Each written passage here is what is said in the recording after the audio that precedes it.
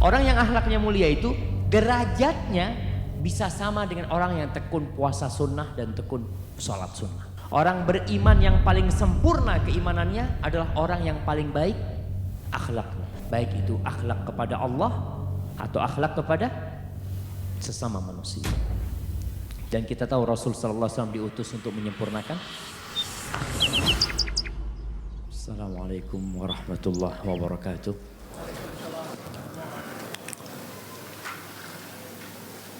Alhamdulillah.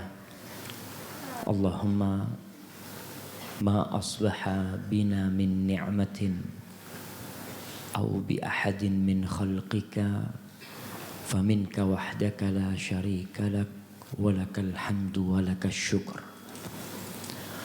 Ya Allah, pada pagi hari ini tidak ada satupun nikmat yang kami rasakan atau dirasakan oleh salah satu hambamu kecuali nikmat itu murni pemberianmu. Maka bagi Allah pujian dan rasa syukur kita. Sebagian umat Islam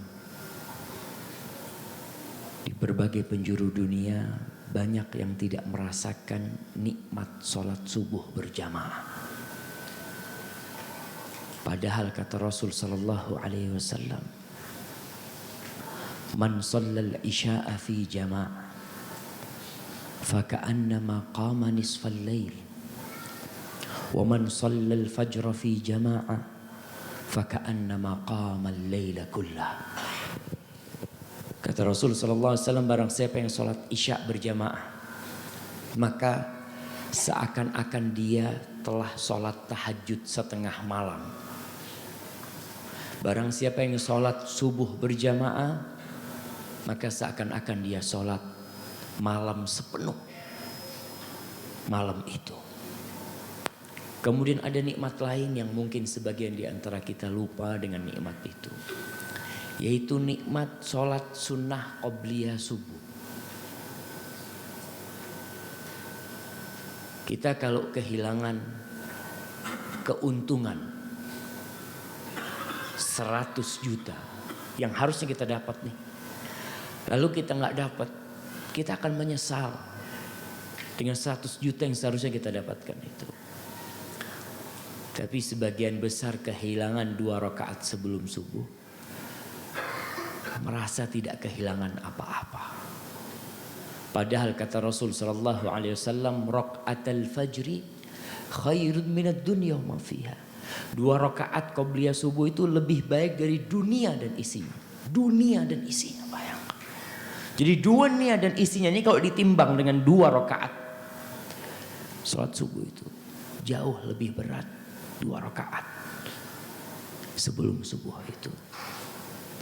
Maka usahakan kita tidak meninggalkannya. Rasul sallallahu alaihi wasallam dalam perjalanan 2 salat yang tidak beliau tinggalkan, salat sunnah ya, yaitu sholat witir sama sholat 2 rakaat sebelum subuh. Karena besarnya pahala 2 rakaat itu. Allahumma salli wa sallim ala abdika wa rasulika habibina wa nabiyina Muhammad wa ala alihi wa ashabihi ajma'in. Amma ba'd. Sebelum kita mengkaji dari awal tema kita melanjutkan sedikit tentang adab ya, agar kita bisa selesaikan berkaitan dengan adab ini. Hadis yang ketiga, hadis Abu Hurairah radhiyallahu taala anhu, bahwa Rasulullah sallallahu alaihi wasallam bersabda, liyusallimis saghir 'alal kabir wal mar 'alal qa'id wal qalil 'alal katsir, muttafaqun alaih wa fi riwayatin war rakib 'alal mashi. Ini tentang bagaimana tata cara mengucapkan salam. Yang kecil mengucapkan salam kepada yang lebih tua. Jadi yang lebih muda mengucapkan salam kepada yang lebih tua. Enggak ada urusan dalam Islam itu antara bos dan anak buah. Kadangkala bosnya lebih muda, pegawainya lebih tua. Siapa yang mengucapkan salam terlebih dahulu? Yang muda. Yang muda mengucapkan salam kepada yang lebih tua. Kalau ternyata bosnya yang lebih muda, ya ucapkan salam. Assalamualaikum. Kita lihat baginda Nabi Muhammad SAW. Ketika beliau melewatin anak-anak kecil, beliau lagi berjalan. Tuh anak-anak kecil lagi duduk-duduk main-main. Rasulullah mengucapkan salam kepada mereka. Bukan karena mereka lebih kecil. Karena yang selanjutnya wal maru 'alal qa'id, yang berjalan, yang berlalu kepada yang duduk. Jadi kalau kita berjalan ketemu orang yang lagi duduk, yang duduk itu lebih kecil dari kita. Siapa yang mengucapkan salam? Yang berlalu kepada yang duduk. Jadi ketika dalam hal kedua ini tidak berbicara umur, tapi berbicara kondisi dia. Wal qalil 'alal katsir, yang sedikit kepada yang banyak. Hadis ini diriwayatkan Bukhari Muslim, dan di riwayat Muslim ada tambahan warraqib 'alal mashi, yang naik kendaraan kepada yang berjalan. Maka para jamaah, kalau kita masuk kampung, kita masuk gang rumah kita, naik mobil, kacanya turunin. Karena di situ ada hak saudara kita. Turunin, ada orang lagi berjalan, kita naik mobil kita, Assalamualaikum. Assalamualaikum. Islam itu indah jamaah. Kalau kita bisa menjalankan adab-adab Islam ini, Masya Allah ya. Bagaimana sekampung itu isinya salam. Dan kalau sudah berisi salam, maka assalam yang kita tiap hari selesai sholat mengatakan Allahumma antas salam wa minkas salam tabarakta ya dzal jalali wal ikram. Ya Allah, engkau lah yang maha memberikan keselamatan, dan dari engkau keselamatan itu ada. Jadi kita tebarkan tuh salam. Jadi kalau kita masuk kampung, biasanya orang kan pakai AC ya, dari mana-mana udah tutupan, apalagi kacanya kaca hitam gitu kan, nggak ketahuan tuh ada siapa tuh di dalam. Pertama itu akan membuat hubungan kita dengan tetangga kita menjadi buruk. Turunkan. Tetangga itu berapa rumah sih dari rumah kita? 40 rumah jemaah. 40 rumah, depan, kanan, kiri, belakang. 40 rumah itu tetangga kita. Maka kita ucapkan salam kepada mereka. Kalau kita naik kendaraan, sama-sama naik kendaraan. Yang satu Alphard, yang satu Avanza. Yang mana yang mengucapkan salam jemaah? Kembali yang tua, yang muda kepada yang tua. Jadi kalau kondisinya sama, kembali kepada umur tadi. Ngelihat umurnya, karena sama-sama naik kendaraan. Kecuali ada yang kendaraannya tinggi ya, yang ini kendaraannya kecil ya. Mungkin kendaraan satu naik mobil, satu naik motor. Paling enggak ya yang naik mobil lah mengucapkan salam kepada yang naik motor. Seperti itu. Baik, yang keempat. Dari Ali radhiyallahu taala anhu. Rasulullah sallallahu alaihi wasallam bersabda, "Yujzi 'anil jama'ah idza marru an yusallima ahaduhum wa yujzi 'anil jama'ah yarudda ahaduhum." Rawahu Ahmad wal Baihaqi. Cukuplah bagi sekelompok orang itu kalau mereka melewatin, ya ada 5 orang lagi berjalan bareng, kemudian melewatin orang-orang, cukup satu yang mengucapkan salam. Nggak perlu ada yang mimpin. Bismillah, yuk 1, 2, 3. Assalamualaikum warahmatullahi. Nggak perlu. Satu cukup. Begitu pula yang jawab. Kalau satu mengucapkan salam kepada seperti jamaah seperti ini, satu yang menjawab itu sudah mewakili. Tapi kalau nggak ada yang menjawab, semuanya dosa. Jadi itu termasuk yang kifayah, ya, yang kalau kita sudah dilakukan oleh sebagian, yang lainnya tidak berdosa. Yang kelima, dari Abu Hurairah radhiyallahu taala anhu bahwa Rasulullah sallallahu alaihi wasallam bersabda, "La tabda'ul yahud wan nasara bis salam. Wa idza laqitumuhum fi tariqin fattarruhum ila adyaqih." Akhrajahu Muslim. Kata Rasulullah SAW, janganlah kalian mendahului orang Yahudi dan orang Nasrani dengan ucapan salam. Bila bertemu dengan mereka di sebuah jalan, usahakan mereka mendapat jalan yang paling sempit. Berkaitan dengan orang-orang Yahudi dan Nasrani, kita nggak boleh mengucapkan salam terlebih dahulu. Kalau mereka mengucapkan salam ya kita balas. Kemudian hati-hati, karena orang-orang Yahudi di masa Rasul Sallallahu Alaihi Wasallam, mereka itu mengucapkan salam kepada Rasul. Dia mengatakan, Assalamualaikum ya Muhammad. Apa katanya? Assalamualaikum ya Muhammad. Semoga engkau mati wahai Muhammad. Assam bukan assalam. Lamnya hilang. Dia cuma assam. Sam itu artinya kematian atau racun buat engkau Muhammad. Aisyah, subhanallah ya, istri Nabi yang tercinta, ketika mendengar ucapan Yahudi itu, apa kata Aisyah? Wa alaikassalam wa la'natullah wa ghadabuh. Semoga engkau juga mendapatkan kematian dan murka Allah dan laknat Allah. Padahal Rasul sudah menjawab wa alaikum. Dan semoga engkau juga mendapatkan yang kau sampaikan tadi. Jadi kalau yang disampaikan itu salam, ya semoga kau mendapatkan keselamatan. Kalau yang disampaikan itu adalah kematian, doa kematian, ya semoga engkau juga mendapatkan hal itu. Aisyah mengatakan kepada Rasulullah, ya Rasul, kau nggak mendengar apa yang dia katakan? Pikirnya Aisyah, Nabi nggak dengar kalau yang diucapkan bukan assalam, tapi asam. Kata Rasulullah SAW, apa engkau tidak mendengar apa yang aku balas buat mereka? Bukankah aku sudah membalas mereka? Jadi seperti itu kondisinya. Ketika kita mengucapkan salam, tidak boleh memulai orang-orang kafir dengan salam. Para ulama ditanya, terus gimana Ustaz kalau mengucapkan selamat pagi, sabahul khair? Mungkin kita di kantor, kita punya bos orang non muslim. Boleh nggak kita memulai dia dengan selamat pagi? Kalau selamat pagi, sebagian ulama mengatakan nggak masalah, karena itu bukan assalam. Kita tidak mengatakan tentang nama Allah buat mereka. Baik, yang selanjutnya, yang keenam, dari Usama radhiyallahu taala anhu bahwa Nabi sallallahu alaihi wasallam marra ala majlisin fihi akhlatun minal muslimin wal musyrikin abadatul authan. Rasul sallallahu alaihi wasallam lewat di satu majlis, yang di majlis itu orangnya campur. Ada orang-orang muslim, ada orang-orang musyrikin.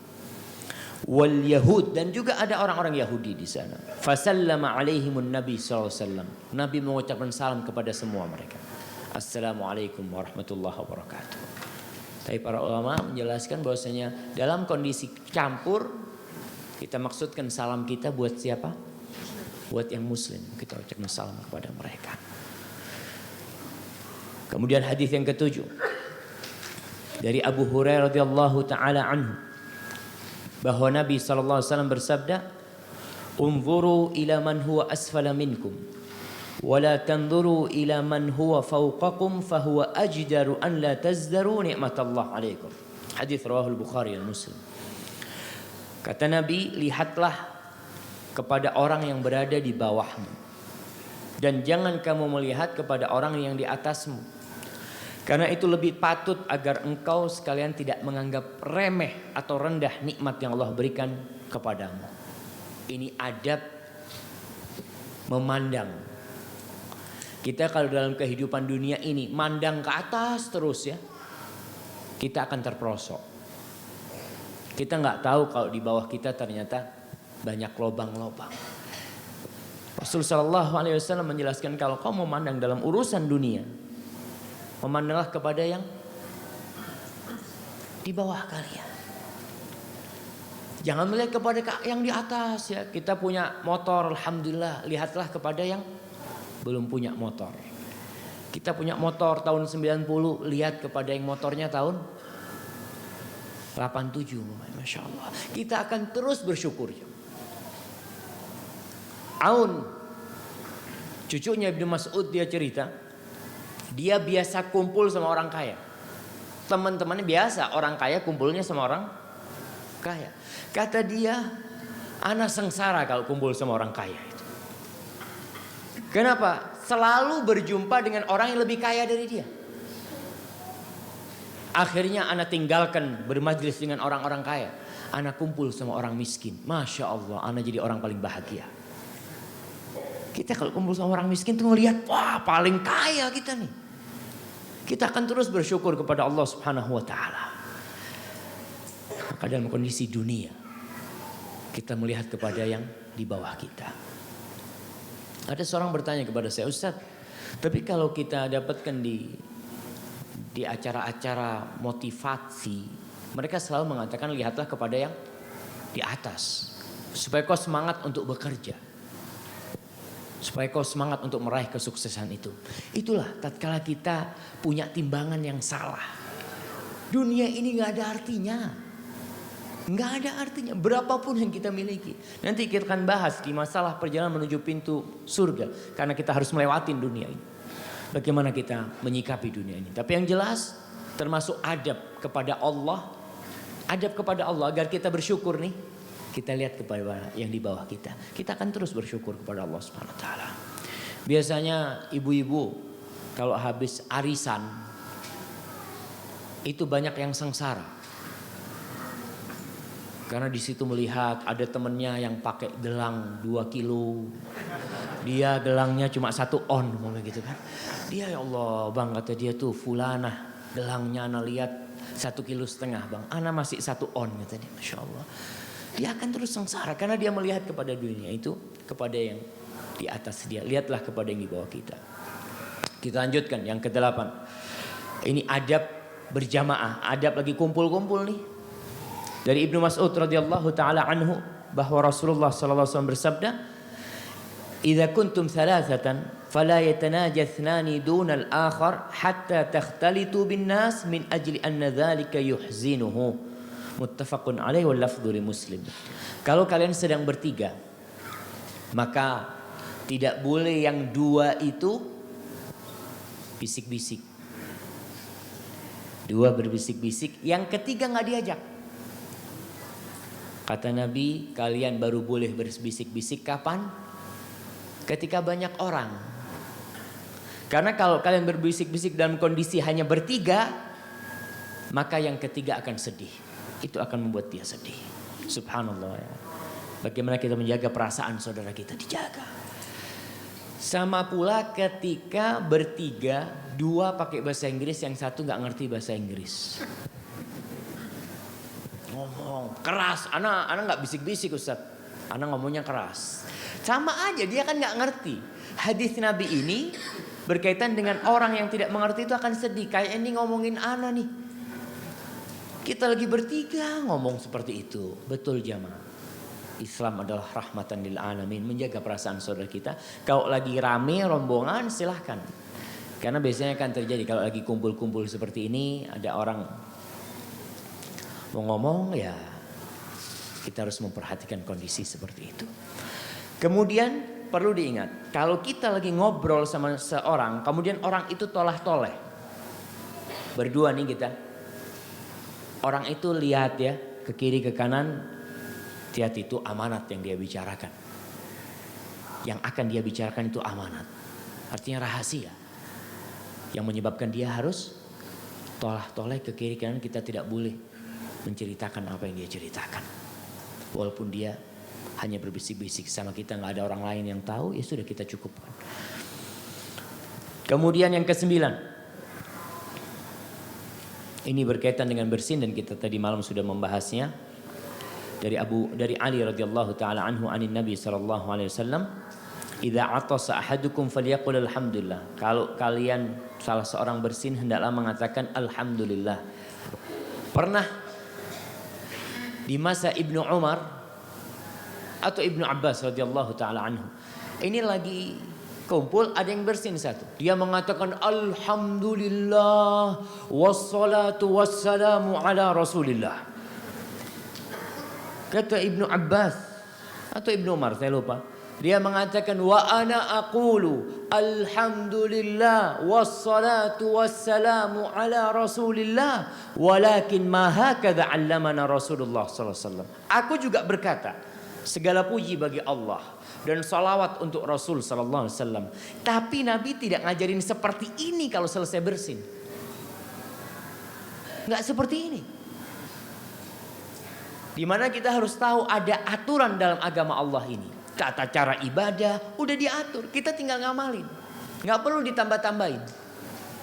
Orang ini kalau kita pikir yang dilakukan kan baik Ustaz. Biasanya kan cuma alhamdulillah dia tambah dengan wassalatu wassalamu ala rasulillah. Kalau secara akal kita pikir iya. Secara logika yang itu cuma alhamdulillah satu kan pahalanya. Tapi kalau dengan sholawat pahalanya 2. Tapi Ibnu Abbas mengatakan enggak seperti ini Nabi ngajarkan kepada kita. Supaya kita tahu dalam beragama itu kita harus mengikuti Rasulullah sallallahu alaihi wasallam. Sebagaimana sholat subuh tadi, kenapa kita enggak sholat 4 rakaat? Tentunya 2 rakaat dibanding 4 rakaat lebih baik mana? Jamaah 4 lah. Umpamanya Ustaz kan ruangannya ber-AC Ustaz, kita sholatnya 4 rakaat Ustaz gitu kan. Seperti itu. Subhanallah, enggak boleh. Karena aturannya Nabi sholatnya 2 rakaat. Ya kita 2 rakaat sama. Begitu pula dalam mengucapkan ketika bersin alhamdulillah itu sudah cukup. Kita ucapkan itu karena itu yang diajarkan oleh Rasul SAW. Atau alhamdulillah ya Rabbil Alamin. Alhamdulillah ala kulli hal. Nabi juga mengajarkan yang seperti itu. Barakallahu fikum. Kemudian wal yaqul lahu akhu yarhamukallah. Hendaklah saudaranya mengatakan yarhamukallah. Semoga Allah merahmatimu. Enggak perlu kita mengatakan yarhamukallah wa yahfadukallah. Tambah dia doanya setengah jam doa saudara. Kita cukup yarhamukallah. Sebagaimana diajarkan Rasul SAW.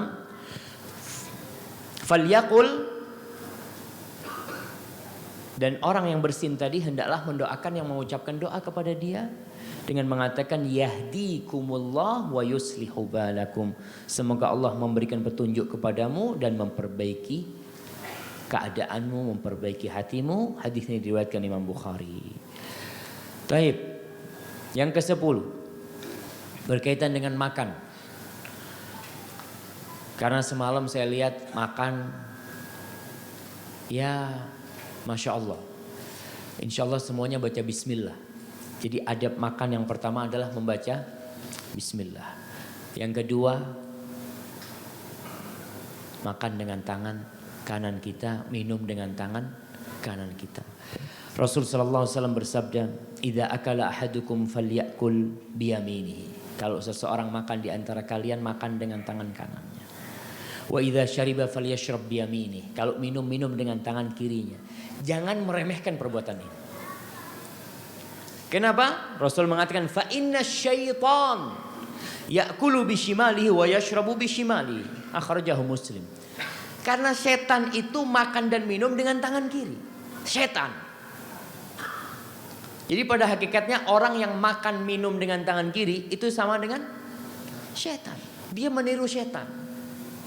Padahal Allah mengatakan inna syaitana lakum adu. Setan itu musuh buat kalian. Jadikan dia musuh. Kita kalau tahu setan itu pakai baju merah, insya Allah kita nggak bakal pakai baju merah. Kita kalau tahu musuh kita, musuh bebuyutan kita nih,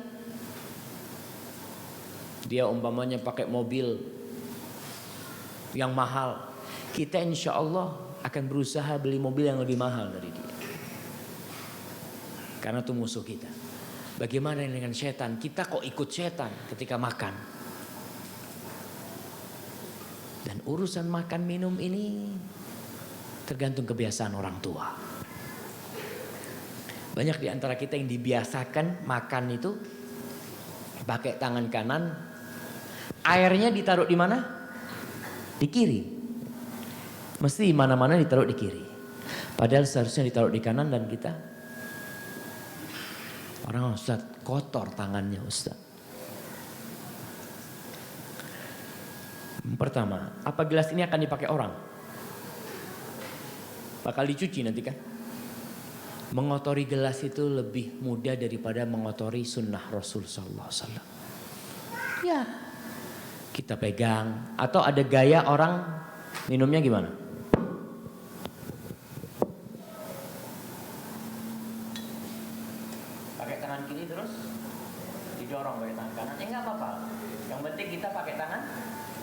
kanan kita. Kalau kita mungkin takut memegang gelas itu, tapi pada hakikatnya nggak masalah kita pegang gelas itu. Bismillah, kita pegang dengan tangan kanan kita dan nanti insya Allah akan dicuci gelas itu. Apalagi kita di rumah kita sendiri, orang tua membiasakan anaknya. Kerupuk selalu ada di kiri, akhirnya makan kiri kerupuk, subhanallah. Jadi dia menggabungkan antara gaya orang Islam dan gaya setan, itu kelihatan seperti itu. Maka tetap ini adab. Ada orang yang kidal. Gimana orang yang kidal? Tetap kita akan baca hadis selanjutnya.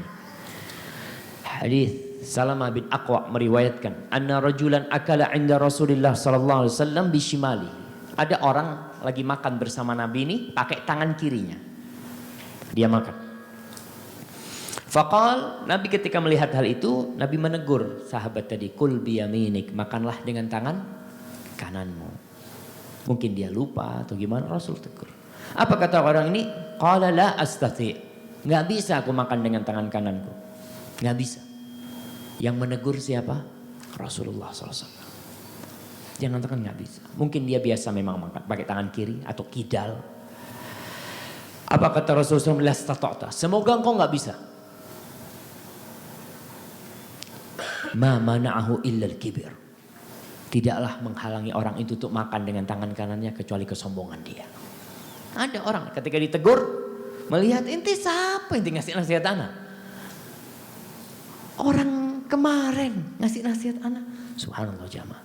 Hati-hati. Kalau yang disampaikan itu kebenaran. Jangan melihat kepada umur dia atau posisi dia. Maka terima kebenaran itu. Maka makanlah dengan tangan kanan kita. Jangan mengatakan tidak bisa. Jangan-jangan kalau kita mengatakan tidak bisa, masuk doa Nabi. Akhirnya kita tidak bisa. Orang ini tidak pernah kelihatan bisa ngangkat tangan kanan. Lumpuh tangan kanannya jamaah. Karena dia menolak kebenaran disampaikan oleh Rasul sallallahu alaihi wasallam. Maka tolong sekarang kalau makan tuh ya lihat temennya pakai tangan kiri, tegur. Kalau teman dekat kan nggak ada masalah kan, kanan. Terus dibiasakan. Karena ada kebiasaan orang di rumahnya puluhan tahun dia biasakan minum pakai tangan kiri dia, puluhan tahun jemaah. Sehingga untuk merubah kebiasaan itu harus dengan membiasakan. Dan kita harus biasakan. Kalau tidak kita ngomong sama teman kita punya konsekuensi. Sekarang nih kalau ada yang makan dengan tangan kiri tolong diingatkan. Kita kadang-kadang kan sungkan gitu ya lihat teman gitu kan. Oh sambil ketawa-ketawa minum tangan kiri dia. Subhanallah. Kadang-kadang lupa. Itu termasuk adab yang perlu kita jaga. Yang ke-12. Dari Amr ibn Shu'aib dari ayahnya. Dari Amr ibn Shu'aib dari ayahnya. Dari kakeknya radhiyallahu taala anhu bahwa Rasul sallallahu alaihi wasallam bersabda, "Kul washrab walbas wa tasaddaq fi ghairi sarafin wala makhilatin." Makan, minumlah, berpakaianlah dan bersedekahlah tanpa berlebih-lebihan dan sikap sombong. Boleh kita pakai baju yang bagus, boleh. Kita mau pakai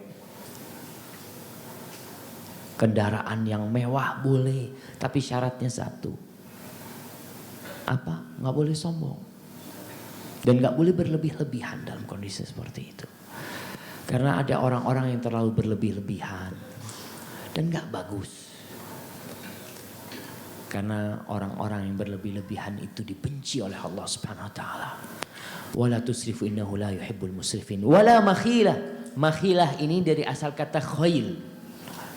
Makhilah ini dari asal kata khoil. Khoil itu dalam bahasa Arab artinya kuda. Orang yang naik kuda biasanya sombong. Dibanding dengan orang yang naik onta. Atau orang yang naik himar. Naik keledai. Orang kalau naik kuda itu kan lihat kalau naik kuda itu.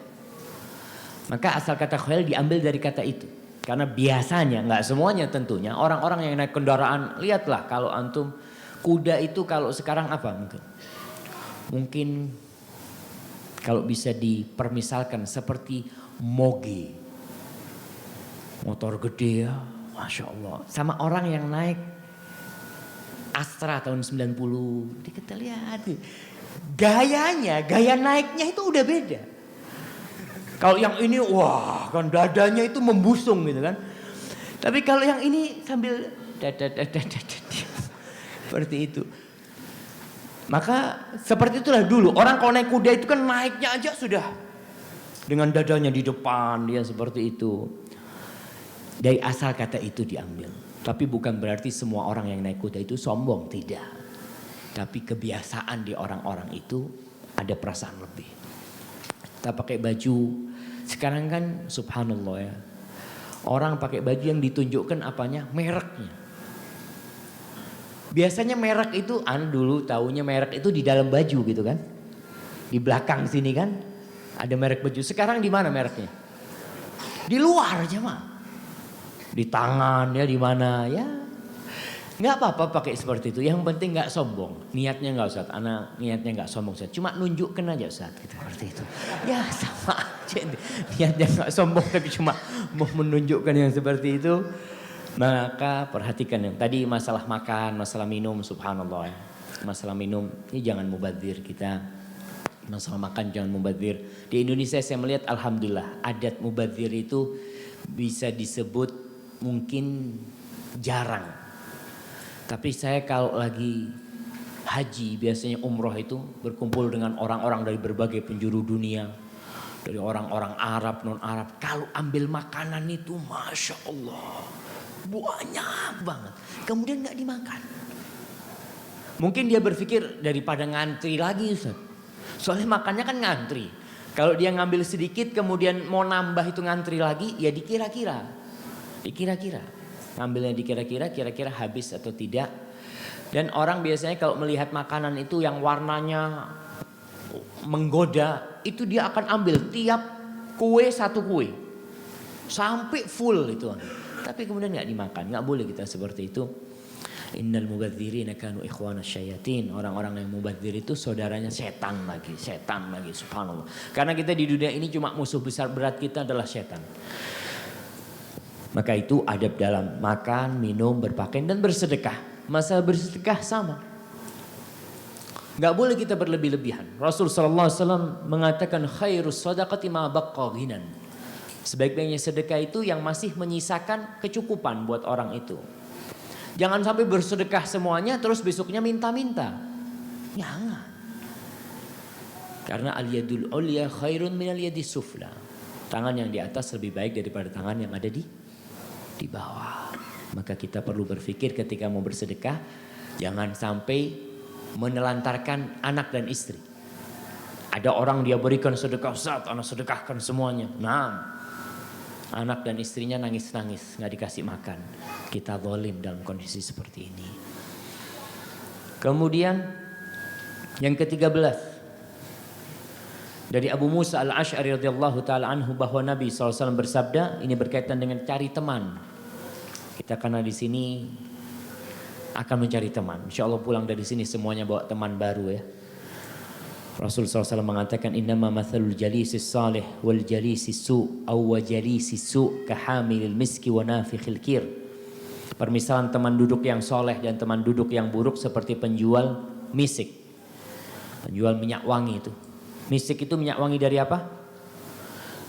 Minyak wangi dari darah ghazal. Darah kijang. Dan antum kalau tahu harga minyak wangi misik ini, ana masih ingat Syekh di cerita kelas harganya 1 tula mungkin 10 mili. Itu harganya 11.000 real. 33 juta. Itu udah jarang. Yang ada misik sekarang itu misik yang sudah apa? Udah bikinan ya, udah campur-campur akhirnya aromanya bisa seperti misik seperti itu. Dan itu diambil dari darah kijang. Kijang tuh biasanya perutnya itu kena bisul. Bagaimana cara dia menggaruk bisulnya itu? Dia garukkan ke batu. Jadi di tengah hutan itu ada batu tempat dia menggarukkan bisul itu. Ketika digosok-gosok ke batu itu keluar minyaknya. Itu minyaknya. Jadi kita kalau mau cari di hutan itu, ya cari itu minyak misik dan mahal. Mahal sekali yang seperti itu. Rasul memisalkan seperti orang berteman dengan orang baik, seperti orang yang membawa misik, penjual misik tuh. Wa nafikhil kir, sama seperti pandai besi. Orang berteman dengan teman buruk seperti pandai besi. Tukang las lah sekarang kalau kita lihat, mungkin pandai besi sudah jarang kita lihat. Tapi tukang las mungkin contoh yang lebih sering kita lihat.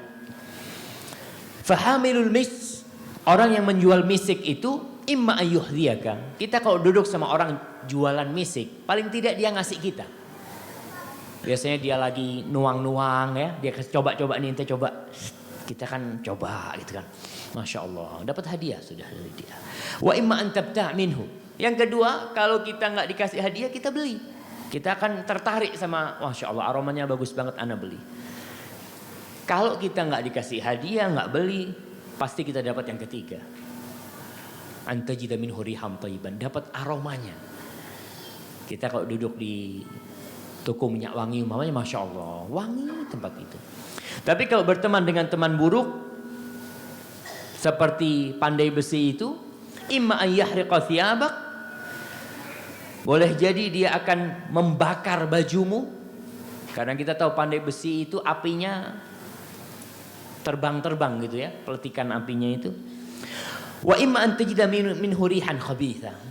Dan kalau kau tidak terbakar, kau akan mendapatkan aroma yang buruk. Kau akan pulang dengan aroma yang buruk pula. Kita lihat kalau berkumpul dengan orang yang ahli hisab, perokok, Masya Allah. Anak kalau musim haji kan kumpul sama jemaah haji, sebagian jemaah haji itu ngerokok. Kita kalau pulang ke kampus, anak ingat masuk lift, ada teman, dia bingung, dia ngeliatin anak, nanti habis ngerokok. Masya Allah, enggak, bukan habis ngerokok, tapi bajunya kena asap rokok.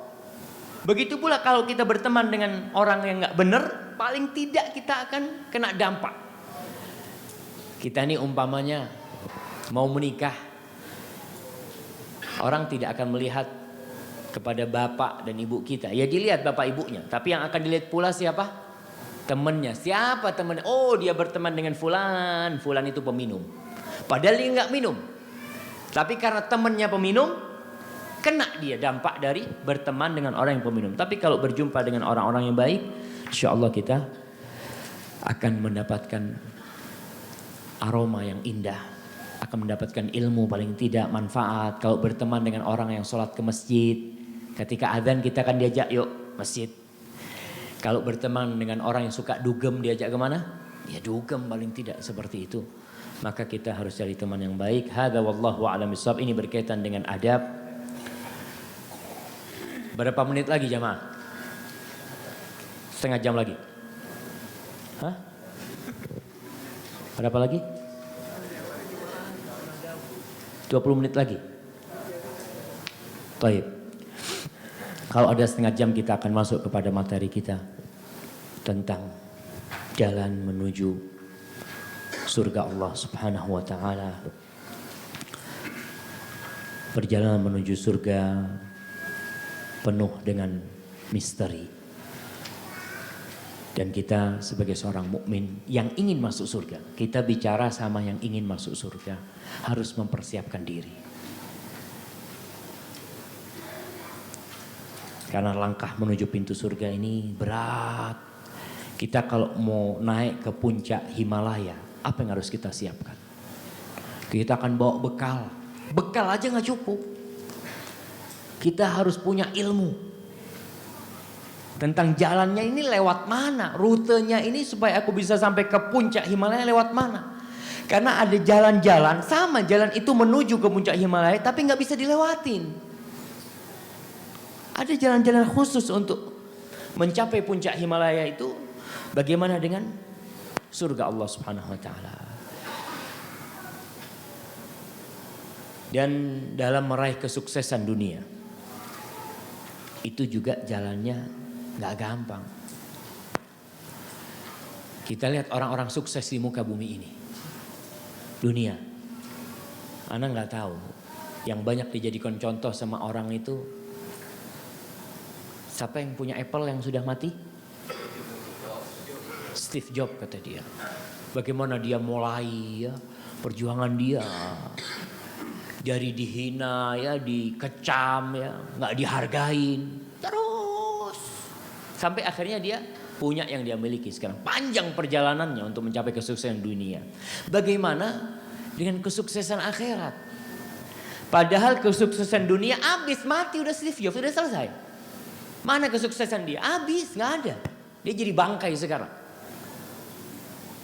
Itu aja butuh perjuangan.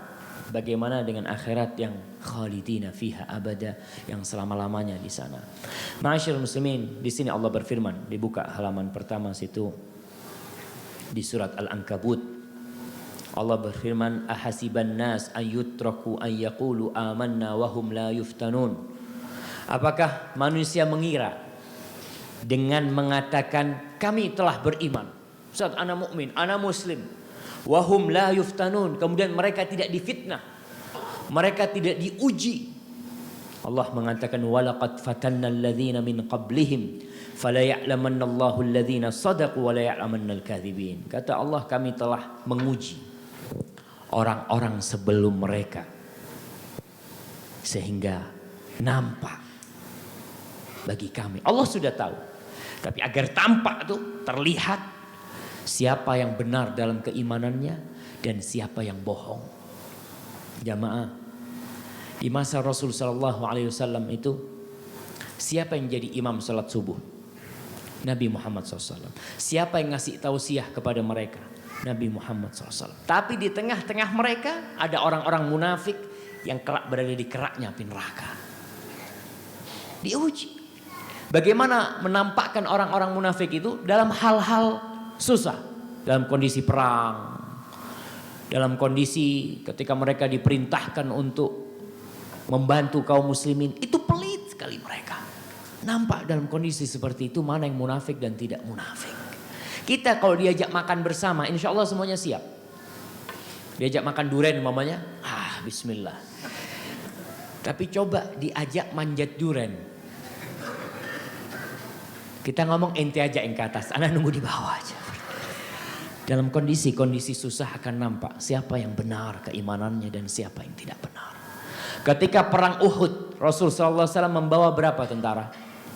1000 untuk berperang.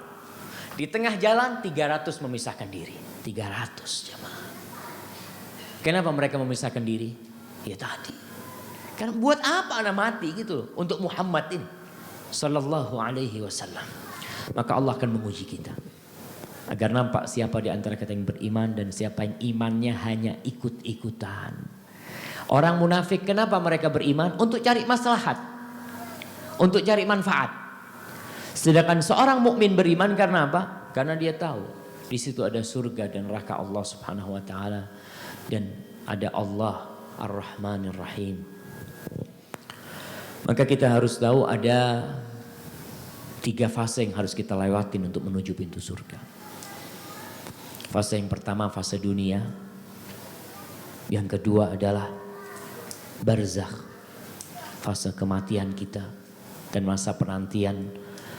Fase yang ketiga adalah kiamat. Kita akan melihat kepada dunia kita sekarang karena kita berada di dunia. Ana sebenarnya butuh yang bacain ini. Nah, beberapa yang ingin kita baca supaya kalau cuma dengar saja jamaah. Kata Ibnu Mas'ud, dia mengatakan kun aliman, jadilah orang yang berilmu, au muta'alliman, atau orang yang belajar. Yang ketiga, au mustami'an, atau orang yang mendengarkan. Orang yang mendengarkan gimana? Sudah cuma dia mendengar gitu ya, sambil ngantuk-ngantuk dia mendengar. Tapi kalau dia membaca dikasih tanda yang nggak jelas gitu, insya Allah paling tidak akan lebih meresap di hati kita, insya Allah. Baik, mana yang mau bantu kita baca?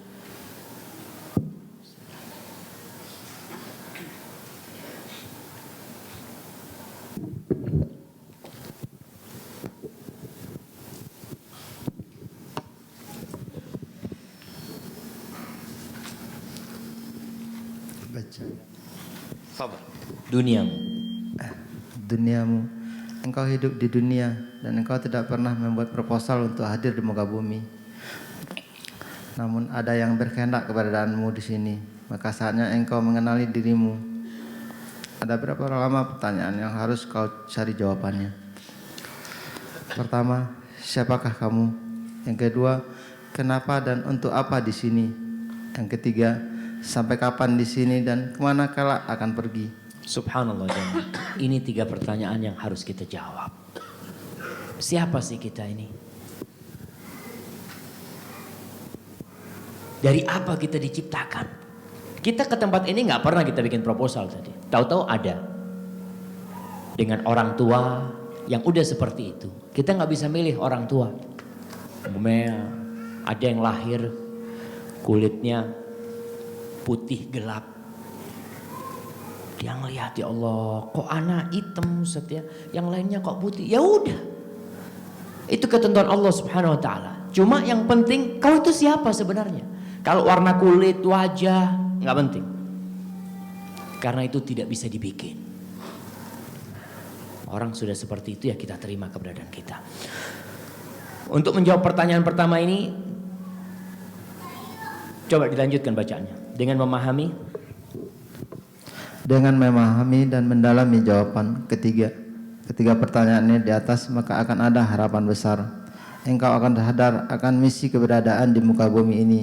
Karena seorang pekerja di sebuah perusahaan, ketika dia mengetahui posisi dan tugasnya, dia akan berupaya menjalankan tugasnya dengan baik. Subhanallah. Betul jamaah, kita lihat di perusahaan. Kalau orang masuk ke sebuah perusahaan dan dia tidak tahu untuk apa dia didatangkan. Dia masuk ke perusahaan, duduk-duduk aja dia. Ente kerja di sini? Iya. Kok duduk-duduk? Ya Anda nggak tahu kenapa. Anda mau disuruh apa di sini?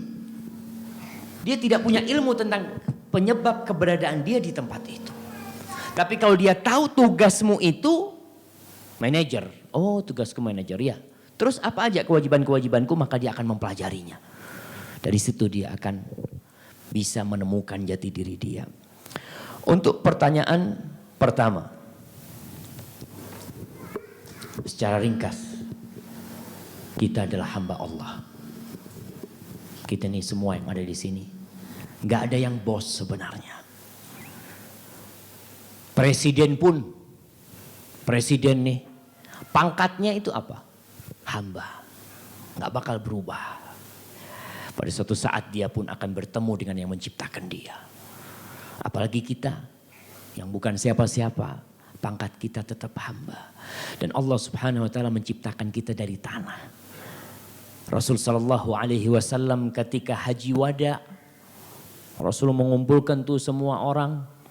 Beliau mengatakan, ala kullukum min Adam wa Adam min turab, la fadla li Arabiyyin ala a'jamin wala li a'jamin ala Arabin illa bittaqwa. Kata Rasul, ingat kalian semuanya ini dari Adam. Dan Adam tercipta dari tanah. Orang Arab tidak lebih mulia dari orang Ajam. Dan orang Ajam tidak lebih mulia daripada orang Arab. Illa bittaqwa, kecuali dengan ketakwaan. Maka gak ada bedanya kita sama teman-teman kita. Kita sama-sama dari tanah dan kita sama-sama hamba Allah Subhanahu Wa Ta'ala. Ada orang-orang yang tidak memahami tentang siapa dia. Dan dia tidak mengetahui juga bahwa dia itu diciptakan oleh pencipta. Yang pencipta itu tatkala menciptakan dia tentu dengan maksud, dengan tujuan. Apa maksud keberadaan kita di sini? Dibaca di halaman 5 jemaah. Halaman 5.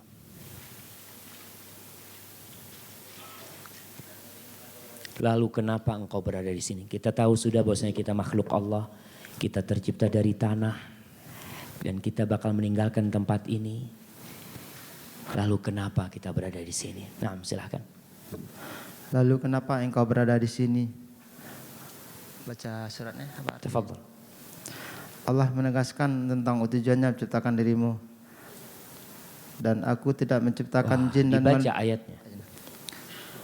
Wa ma khalaqtul jinna wal insa illa liya'buduni ma uridu minhum min rizqin wa ma min rizqin wa ma uridu an yut'imuni innallaha huwar razzaqu dzul quwwatil matin. Nah, jadi kita nih baca Quran, baca nih surat Az-Zariyat. Kalau ada orang tanya, kenapa inti ada di sini di Az-Zariyat? Jawabannya ayat 56, 58. Allah mengatakan, wa ma khalaqtul jinna wal insa illa liya'budun. Tidaklah aku ciptakan bangsa jin dan manusia kecuali untuk beribadah kepadaku, kata Allah. Bukan untuk bersenang-senang. Bukan untuk mengumpulkan dunia, bukan, untuk mengabdi kepadaku. Allah mengatakan, ma uridu minhum min rizqin. Aku enggak butuh mereka itu untuk ngasih rizki kepadaku. Wa ma uridu an yut'imun. Aku juga enggak minta makan kepada manusia. Yang ngasih rizki kita, yang ngasih makan kita itu Allah Jalla Jalaluh. Innallaha huwar razzaq. Allah lah yang memberikan rizki, jemaah. Kita harus yakin dengan hal itu. Usaha bisa sama, tapi rizki gak bisa sama. Bisa usaha orang sama, buka restoran sama, buka restoran. Toko baju sama, buka toko baju. Yang satu bangkrut, yang satu sukses. Kenapa? Innallaha huwar razzaq dzul quwwatil matin. Jadi Allah menciptakan kita untuk mengabdi, sudah beribadah aja sama Allah Subhanahu wa taala. Urusan rezeki Allah sudah jamin. Urusan apa lagi? Jodoh umpamanya selalu mengatakan sudah dijamin sama Allah Subhanahu wa taala. Tapi tugas kita adalah beramal untuk menyampai hal itu, ya. Allah tidak butuh dengan ibadah kita. Allah tidak perlu kita beribadah. Kita lihat di hadis qudsi ini. Bagaimana Rasul sallallahu alaihi wasallam bercerita atau beliau meriwayatkan dari Allah Subhanahu wa taala hadis ini, hadis qudsi. Baik, berkaitan dengan hadis qudsi. Apa perbedaan hadis qudsi dengan Al-Qur'anul Karim? Apa perbedaan hadis qudsi dengan Al-Qur'anul Karim? Sebutkan 3 aja lah, anak kasih hadiah. Jamaah.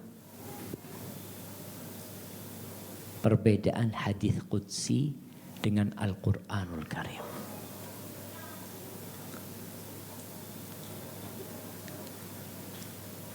Masa nggak ada yang jawab segini, jamaah? Ustadz itu gampang, Ustadz. Cuma kita ya malu lah menjawabnya, Masya Allah. Ya banyak orang yang malu. Taib, yang pertama. Hadis qudsi itu tidak seperti Al-Qur'anul Karim. Al-Qur'an boleh dibaca ketika sholat. Nggak boleh kita sholat baca hadis qudsi. Kita baca Allahu Akbar, setelah waladhdallin amin. Ya ibadi innakum la, nggak boleh. Itu tidak boleh dibaca ketika sholat untuk beribadah. Yang kedua, hadis qudsi ini diriwayatkan dari Rasul sallallahu alaihi wasallam. Rasul meriwayatkan dari Allah Subhanahu wa taala, tapi tidak seperti pewahyuan Al-Qur'anul Karim. Sebagian ulama mengatakan maknanya dari Allah, lafadznya dari Rasul sallallahu alaihi wasallam. Tapi sebenarnya itu dari Allah Subhanahu wa taala. Kemudian yang ketiga, hadis qudsi ini ada yang dhaif, ada yang palsu. Hadis qudsi itu. Karena berdasarkan jalur periwayatannya. Kalau Al-Qur'an diriwayatkan secara mutawatir, Al-Qur'anul Karim itu. Jadi itu perbedaan hadis qudsi dengan Al-Qur'anul Karim. Di hadis qudsi ini Allah berfirman, "Ya ibadi, innakum lan tablughu durri fatadurruni." Wahai hamba-hambaku, sesungguhnya kalian tidak akan mampu mencapai tingkat yang dapat membahayakanku. Enggak bisa kalian memberikan bahaya kepada Allah Subhanahu wa taala. Walan tablughu naf'i fatanfa'uni. Kalian juga tidak bisa memberikan manfaat kepada Allah Subhanahu wa taala. Lau anna awwalakum wa akhirakum wa insakum wa jinnakum kanu ala atqa qalbi rajulin wahidin minkum ma zada dzalika fi mulki syai'a. Ketika kita bekerja di sebuah perusahaan, ada yang namanya timbal balik. Bukan timbal balik. Ada yang namanya saling membutuhkan. Kita tahu tuh, namanya perusahaan, dia akan membuka lowongan kerja. Kita mencari pekerjaan. Jadi bos kita butuh sama kita pun butuh sama perusahaan kita. Kadang-kala ada orang-orang di perusahaan yang menjadi sangat dibutuhkan. Kalau dia berhenti perusahaannya bisa ambruk. Umpamanya seperti itu. Tapi berkaitan dengan Allah jamaah, Allah mengatakan di sini, andai kata semuanya, bukan satu orang, semuanya. Dari manusia pertama sampai manusia terakhir. Dari bangsa jin pertama sampai bangsa jin terakhir. Semuanya itu berada di tingkat ketakwaan orang yang paling bertakwa hatinya di antara kalian. Siapa orang paling bertakwa di antara kita? Nabi kita Muhammad sallallahu alaihi wasallam. Andai kata semuanya seperti Rasulullah sallallahu alaihi wasallam, apa kata Allah? Ma zada dzalika fi mulki syai'. Enggak akan bertambah kerajaanku. Kalau kalian semuanya beribadah kepada aku. Jadi Allah itu enggak butuh dengan ruku kita, dengan sujud kita, enggak butuh Allah Subhanahu wa taala. Kemudian Allah mengatakan, "Lau anna awwalakum wa akhirakum wa insakum wa jinnakum kanu ala afjari qalbi rajulin wahidin minkum, ma naqasa dzalika min mulki syai'." Kalau semuanya itu berada di tingkat orang yang hatinya paling buruk di antara kalian. Seperti Fir'aun lah. Yang mengatakan dia sebagai Tuhan. Kalau semuanya mengaku Tuhan. Yang berada di muka bumi ini. Apa kata Allah? Itu tidak akan mengurangi kerajaanku, kata Allah. Gak akan berkurang. Kemudian Allah tekankan ketidakbutuhan dia dengan kita. Allah mengatakan, "Lau anna awwalakum wa akhirakum wa insakum wa jinnakum." Afan tuh. Hadisnya ada yang kurang di sini jamaah. Allah mengatakan qamu fi sa'idin wahidin. Kalau mereka semuanya itu berdiri di satu lembah yang sama. Lalu mereka memohon kepada Allah Subhanahu wa taala. Dan Allah berikan semua yang dia minta. Ini kepingin jadi bupati, yang ini jadi gubernur, yang ini jadi presiden, semuanya dikasih. Kata Allah, "Ma naqasa dzalika mimma 'indi illa kama yanqusul mikhyatu idza udkhilal bahr." Itu tidak akan mengurangi dari yang aku miliki kecuali seperti berkurangnya air laut ketika jarum dimasukkan kemudian diangkat. Nggak berkurang. Jadi kalau Allah memberikan kekayaan kepada semua orang itu nggak akan berkurang.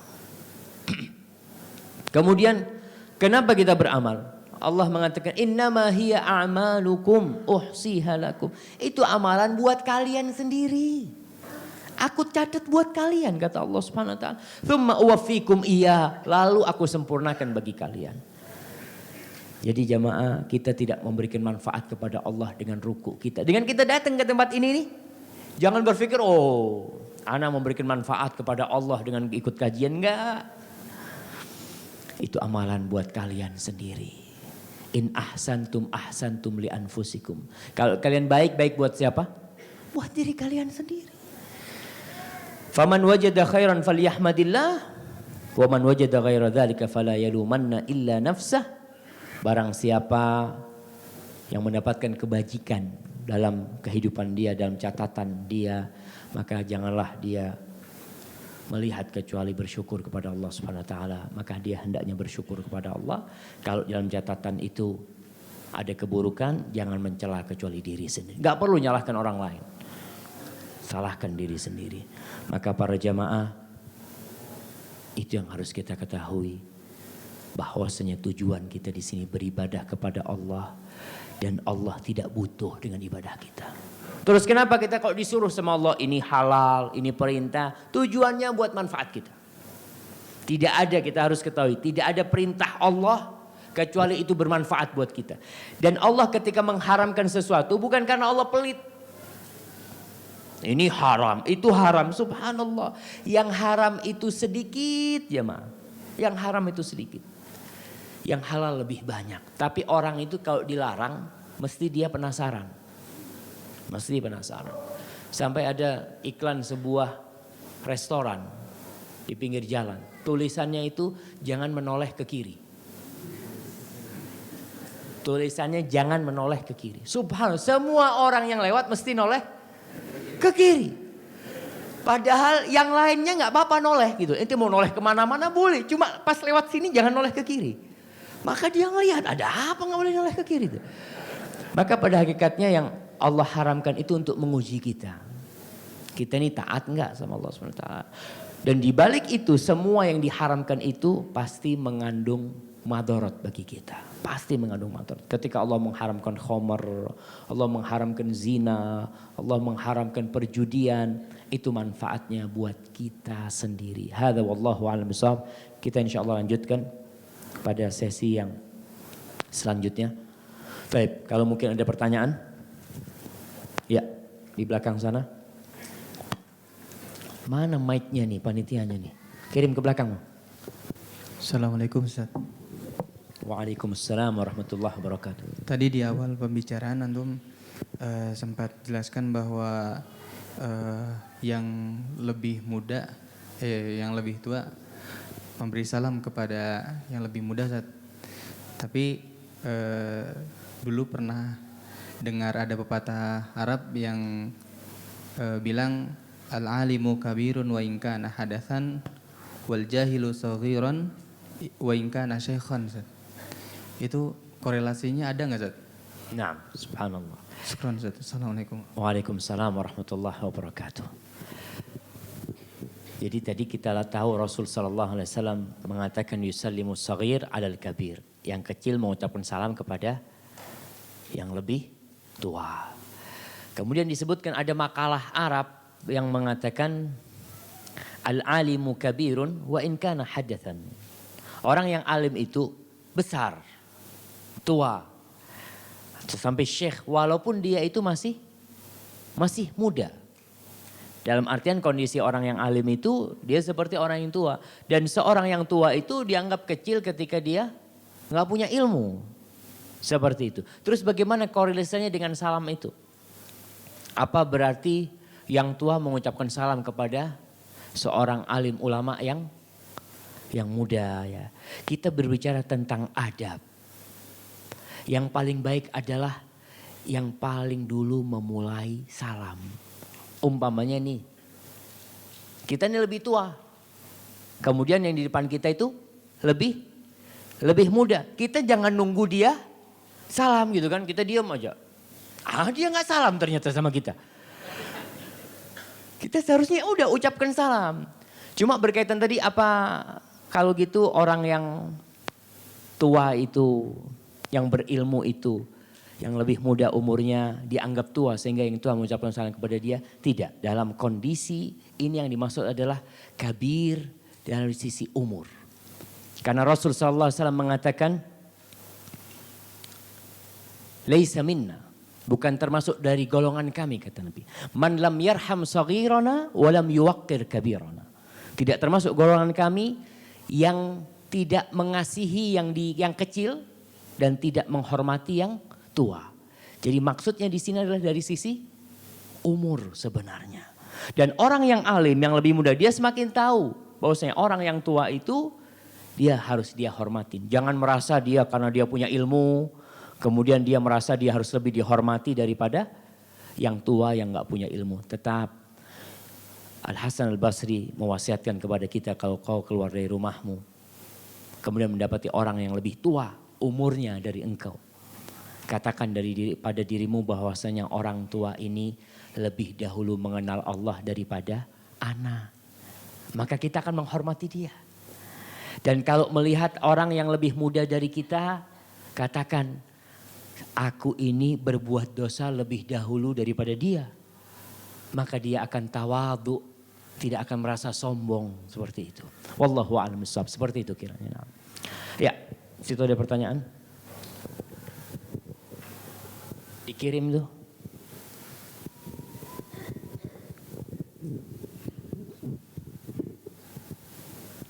Assalamualaikum warahmatullahi wabarakatuh. Waalaikumsalam warahmatullahi wabarakatuh. Ya, syukran jazakallahu khairan Ustadz yang telah menyampaikan materi-materi yang berada di buku ini. Semoga bermanfaat bagi kita semua Ustadz. Adapun pertanyaan saya Ustadz, masalah bab abdad itu, di poin ke-13 Ustaz dari Abu Musa Al-Asy'ari radhiyallahu anhu.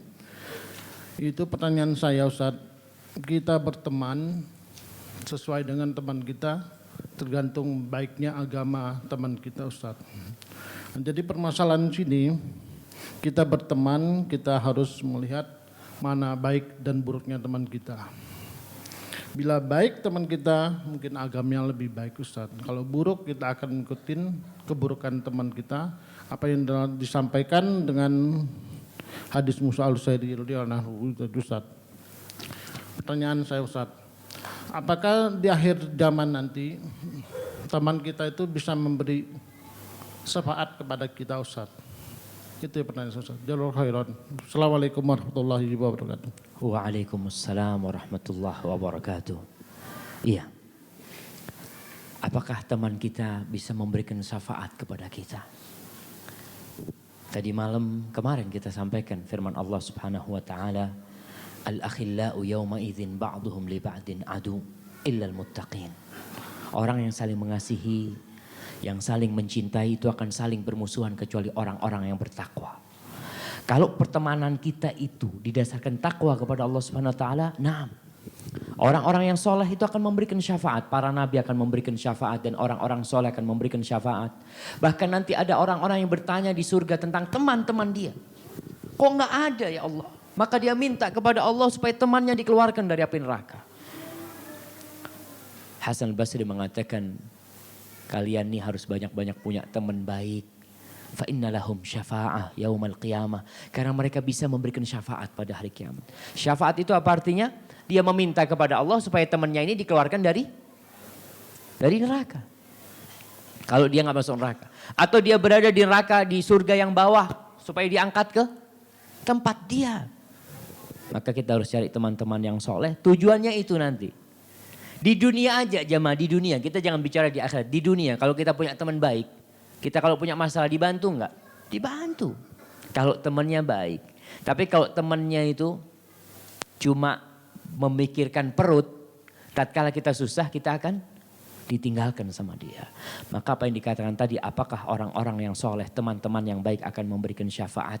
Nah, akan ada syafaat dengan syarat ridha Allah dan izin Allah. Syafaat itu. Dan insya Allah kita akan masuk ke masalah syafaat yang lebih dalam lagi di rute menuju surga. Karena memang nanti itu ketika mau menuju surga Allah Subhanahu wa taala ada salah satu syafaat yang diberikan Allah kepada Rasul sallallahu alaihi wasallam yang disebut dengan asy-syafa'atul uzma.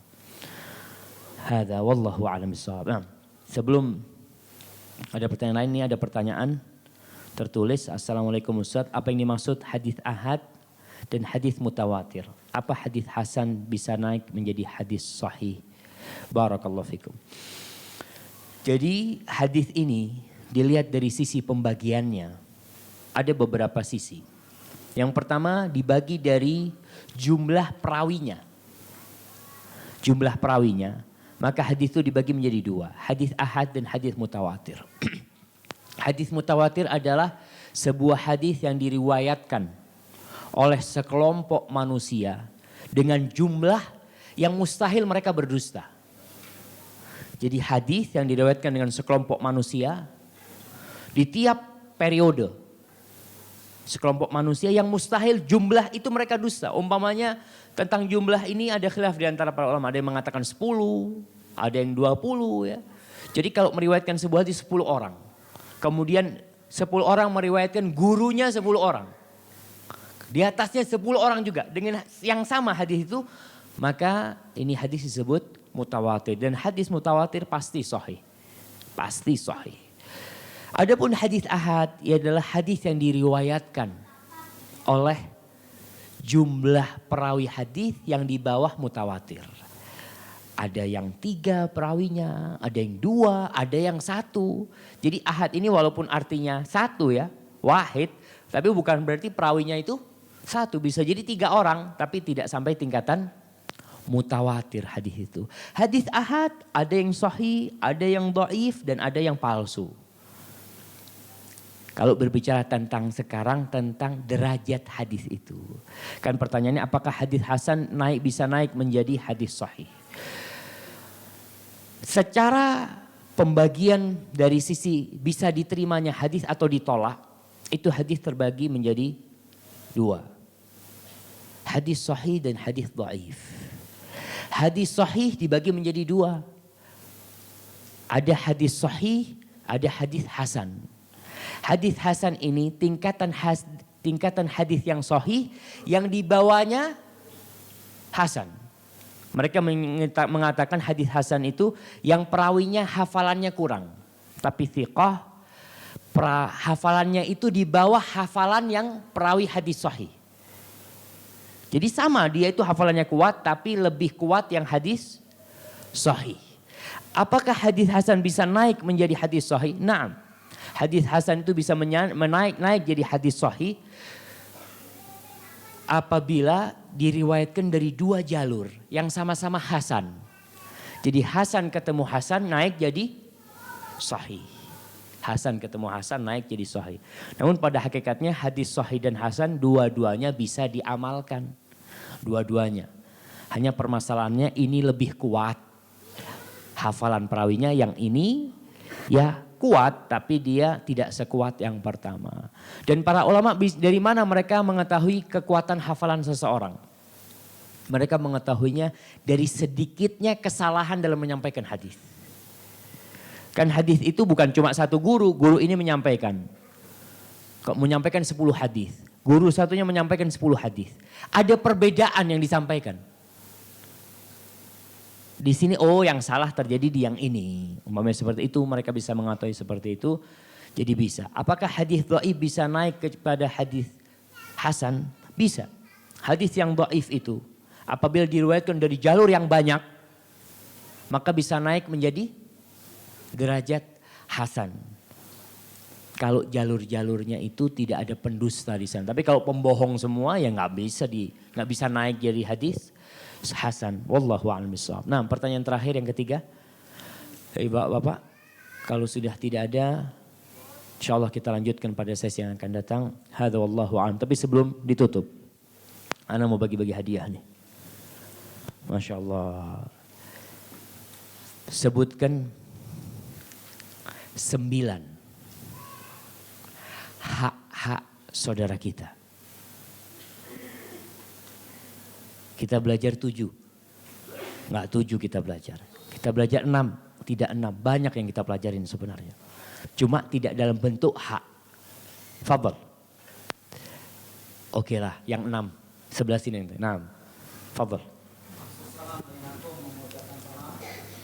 Mengucapkan salam. Apabila bertanya. Diundang. Thaib. Menyebarkan salam. Apabila sakit kita mengunjungi.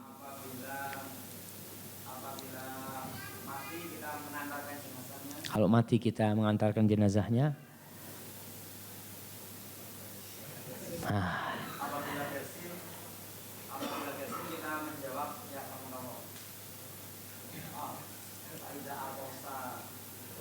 Apabila bersin baca alhamdulillah. Dia membaca alhamdulillah, maka kita membaca yarhamukallah. Kemudian yahdikumullah yuslih balakum. Yang kelima, yang keenam. Apa nih? Tuh. Taib. Oke, diulang.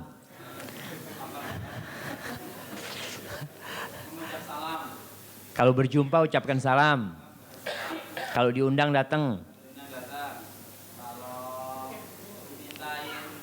Kalau dimintain nasihat kasih nasihat. Yang keempat, kalau sakit dibesuk. Apabila bersin menjawab. Jawab apa maksudnya? Apabila bersin dia. Kita mendoakan dia yarhamukallah. Nah, terus yang kelima, yang keenam. Kalau mati, antarkan jenazahnya. Fadhal ini. Barakallahu fikum. Nah, baik. InsyaAllah kita lanjutkan pada sesi yang akan datang. Hadza wallahu a'lam bishawab. Wassallallahu ala nabiyina Muhammad wa ala alihi wasallam.